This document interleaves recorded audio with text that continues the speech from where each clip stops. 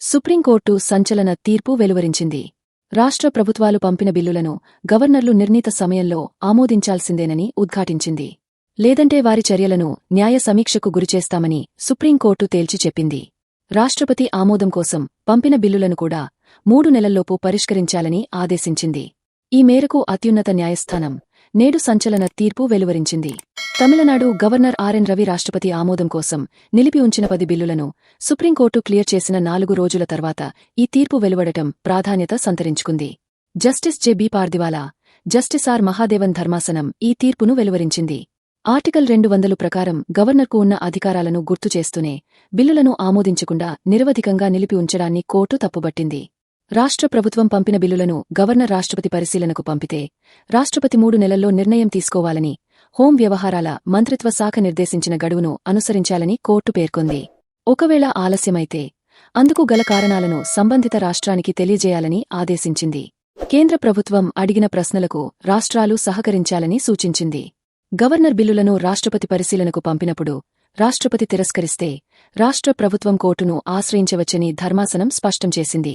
Article 200 ప్రకారం గవర్నర్కు బిల్లులను ఆమోదించే లేదా నిలిపివేసే లేదా రాష్ట్రపతి పరిశీలనకు పంపే అధికారముంది. అయితే గవర్నర్ బిల్లులను ఎక్కువ కాలం పెండింగ్లో ఉంచడం, సదుద్దేశంతో వ్యవహరించకపోవడం సరికాదని కోర్టు అభిప్రాయపడింది. బిల్లులను పునఃపరిశీలించిన తర్వాత తిరిగి పంపినప్పుడు గవర్నర్ వెంటనే ఆమోదం తెలపాలని సూచించింది.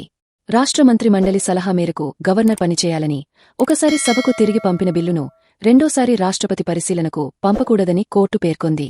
గవర్నర్ బిల్లులపై నిర్ణయం తీసుకోవడానికి నిర్దిష్ట గడువు లేనప్పటికీ ఆర్టికల్ 200 గవర్నర్కు బిల్లులను ఆమోదించకుండా రాష్ట్రాన్ని నిర్లక్ష్యం చేసే అధికారం ఇవ్వదని ధర్మాసనం స్పష్టం చేసింది. ఈ తీర్పు కాపీని అన్ని హైకోర్టులకు, రాష్ట్రాల గవర్నర్ల కార్యదర్శులకు పంపాలని రిజిస్ట్రీని ఆదేశించింది. మంత్రిమండలి సలహా మేరకు బిల్లును నిలిపివేసినా లేదా రాష్ట్రపతి పరిశీలనకు పంపినా గవర్నర్ గరిష్టంగా 1 నెలలో నిర్ణయం తీసుకోవాలని సూచించింది. మంత్రిమండలి సలహాకు విరుద్ధంగా బిల్లును నిలిపివేస్తే గరిష్టంగా 3 నెలల్లో తిరిగి పంపాలని పేర్కొంది. పునఃపరిశీలన తర్వాత బిల్లును సమర్పిస్తే గవర్నర్ గరిష్టంగా 1 నెలలో ఆమోదం తెలపాలని కోర్టు ఆదేశించింది. శాసనసభ ఆమోదించిన బిల్లులకు గవర్నర్ ఆమోదం తెలపడంలో జాప్యంపై తమిళనాడు ప్రభుత్వం దాఖలు చేసిన పిటిషన్పై సుప్రీంకోర్టు ఈ మేరకు వ్యాఖ్యలు చేసింది. 2020 నాటి ఒక బిల్లుతో సహా 12 బిల్లులు గవర్నర్ వద్ద పెండింగ్లో ఉన్నాయని పేర్కొంటూ రాష్ట్ర ప్రభుత్వం 2023లో సుప్రీంకోర్టును ఆశ్రయించింది.